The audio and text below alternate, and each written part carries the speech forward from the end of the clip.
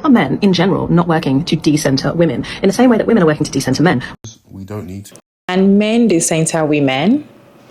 Are men centering their lives around women? We know that we women, we are decentering men. In fact, some of us have decentered men totally.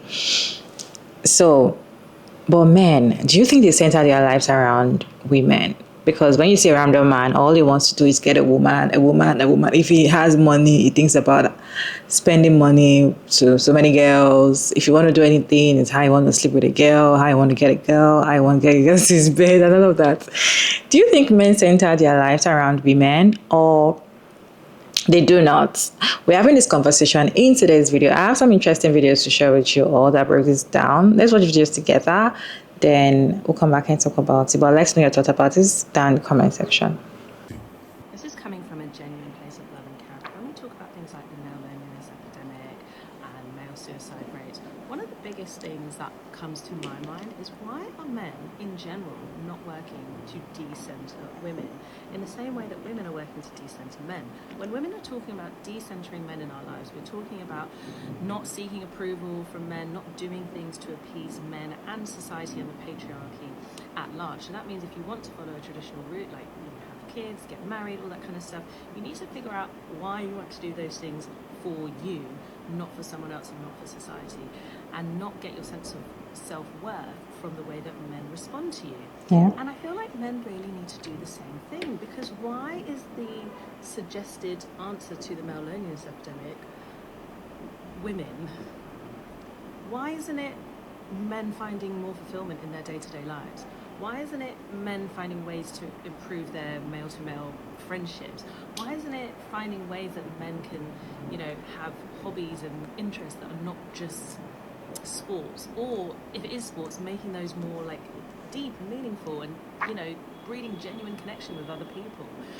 Why is it that when talking about male suicide rates, we're not talking about the way that the patriarchy is destructive, the way that the focus on making money and that being the only way to have a sense of self-worth is so damaging to a lot of young men? Why is it always put onto women? And now, even online and in person, we still hear men talking about wanting to be like a provider and a protector, and that's the reason why they want to have a wife and children and things like that. And although that sounds nice, actually, what would you do if that just wasn't possible? What would you do if you never met the right person? What would you do if you just couldn't have children? What would you do if you were just thrown into a very different situation? Where would you find your happiness? What is it that would make you feel like a provider and a protector? And what does that even mean? What kind of sense of self-worth are you getting from those labels? And could you get those from something else? Why are men in general not working to decenter women in the same way that women are working to decenter men? It's actually interesting, but the answer is pretty simple. It's because we don't need to. Most of us have never actually centered women in the first place. Even the men, who do nothing but chase women, who are bums except for living, dying and breathing for women. They've never centered women a day in their life. They are centering themselves, their lust, their ego, their love of the chase, and the reward of getting the girl. The ego boost and the pride of being a guy who gets girls. That's what they center themselves, right? And you can also see this more generally, right? There is a big conversation for men about controlling lust. It's not decentering women, it's we need to control our lust, control ourselves. So even when it sounds like it's about women, it's really about us, our own impulses, our own discipline. But woman isn't centered. She's either the test on one side or the trophy on the other side. And it's a fact. A lot of men believe if they become a man of value, they'll get the girl they want. So in that sense, the woman becomes the proof of value. She's not the purpose or the goal. She's simply the proof. The girl is a confirmation that you are a real man. So yes, we center ourselves, but it's not freely. We center ourselves through the prison of masculinity. Just like women are conditioned to serve men, we're conditioned to serve the concept of being a man. Whether that's being a provider, being a protector, being dominant, respected. The list goes on and on. We all know what it is, right? And men and women reinforce this concept. We will say, if we don't like something a man did, oh, he's just a boy, he's not a man. A real man does this. A real man never does that. That's the script, right? And we've built society around that. The problem right now is, as society changes, those masculine roles, they get harder and harder to live out. Women have more freedom, more autonomy, more choice. And suddenly, right, a lot of men, a lot of us, we don't have the ability to live up to the old stereotypes. The average man now, he can't provide anymore. Women are getting educated at higher rates than most men. Women under 30 are buying properties at a higher rate than most men. So we don't know what makes us men anymore. If she provides for herself, where does that leave our role? If she leads, is that a threat to our authority? If she's self-sufficient, then how do we provide? Is that not emasculating? And that's where you see the insecurity creeping. That's why our sense of self can collapse so fast. Not because she emasculated us, but because our masculinity was conditional. And now we can't meet those conditions anymore. And that's when masculinity turns fragile, right? We cling to control, to dominance, to hierarchy, because we're scared to lose our role. And this is what no one wants to admit. Most of us don't want to reinvent ourselves. We don't want infinite choice. What we want is orientation. We need a clear path, a clear role, a clear reason to be. And that's why we see men grasp into tribalism, ideology, nostalgia, the red pill, religion, because freedom, true freedom, is a burden, right? It creates anxiety. If everything's a choice, then nothing is given. You're not a man because you fight. You're not a man because you work or provide or marry or you're strong or any other rite of passage. You're a man because you say so. But what if you don't know what to say? And that's the biggest problem right now. So no, men don't need to decenter women. What we need to do is decenter ourselves. Decenter the self as man, the identity we were handed, right? And we need to rebuild it with purpose. Not what makes us look like men, but what makes us feel like ourselves. It's a hard concept to grasp, but decenter the self. Anyway, it's just my opinion, I may be wrong. Men don't need to decenter women the same way women need to decenter men, because even in the romantic pursuit of women, men are not centering women. They are centering their own desire to feel idealized. Thank you so much for tagging me in that video. I loved his perspective on that question, and I want to add my own 2 cents. So patriarchal masculinity teaches men to seek feeling idealized, aka to feel inhuman, godlike, right? They are taught to seek feeling idealized and to use women to do that. And idealization is the opposite of humanity, right? So of course they're not seeking human connections with women, even though they may think that they are, but patriarchal masculinity will not allow that, because the final pursuit is always ego. The egoic feeling of feeling superior, and that's like the opposite of human connection. And that's why feeling like losing the role of provider by default is so disorienting for so many men.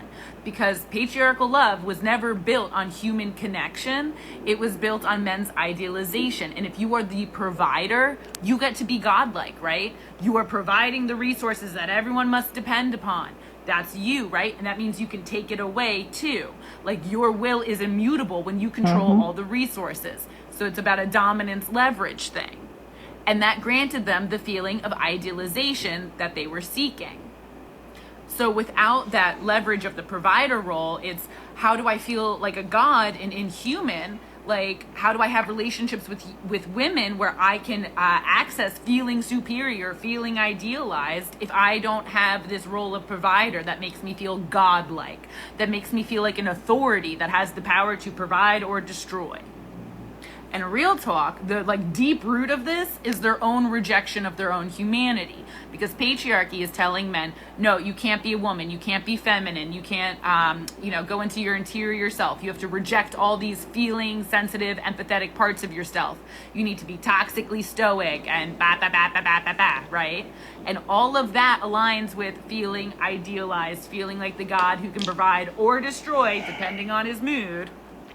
So the challenge is, what does a human connection look like? And to be able to achieve human connections with women, they have to first go inside and reconcile with the parts of themselves that were socialized out of them, right?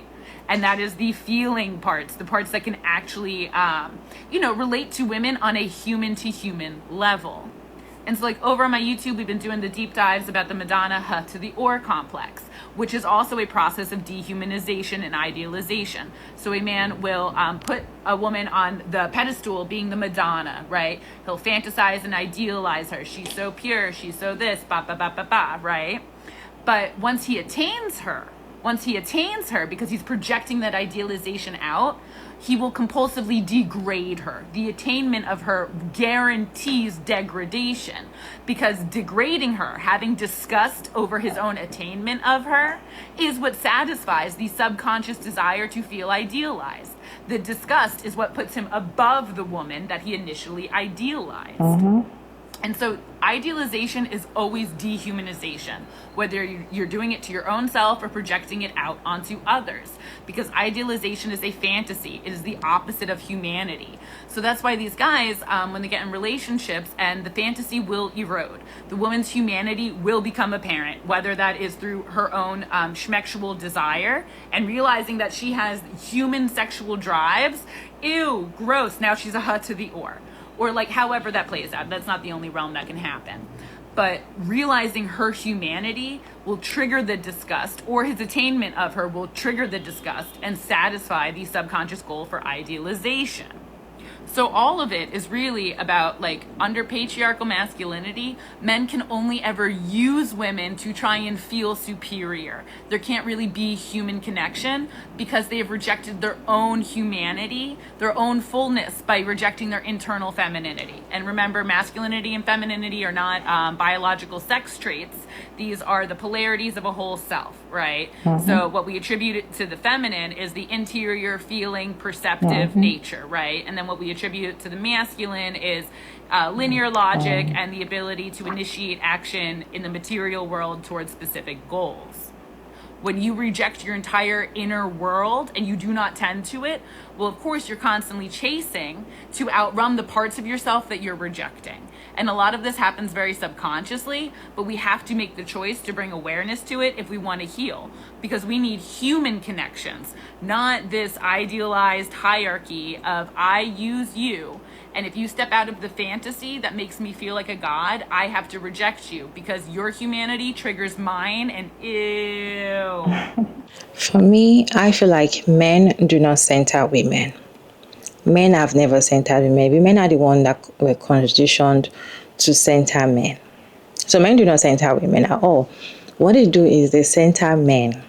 All these things that they do just to get women, and yes, to boost their ego and all of that, and also to get validation from men. They always want to do everything for themselves. They center men. I personally feel like men also have to decenter men.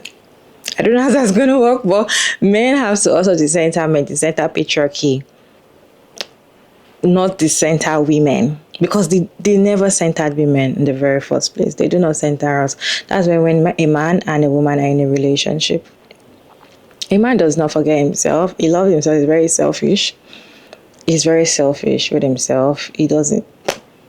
A woman is one that is going to stop everything, do everything to please the man, work hard, try so many things, change so many things just because she wants to make a man happy. The man doesn't try harder. They'll just be themselves and still be who they are from the beginning of the relationship to the end. A woman will change everything, keep changing, or keep learning things, keep doing things just to make a man happy. So far, a man is happy, she's good.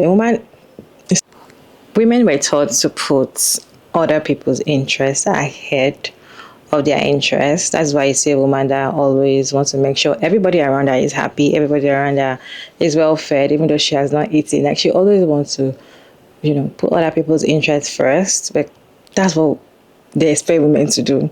Put other people's interests first ahead of your own. Men were not taught like that. Men were taught to be very selfish. I personally feel like men do not center women. I've never centered women around them. They're only interested to get women to boost their ego and also for men validation. And I feel like the more men, they center patriarchy, the better our society. Anyway, you guys, what's your take on this conversation? Let's continue the conversation down in the comment section. And thank you so much for tuning in. I hope you enjoyed this one. Please like, share, and subscribe. And I'll see you in my next one, guys. Bye.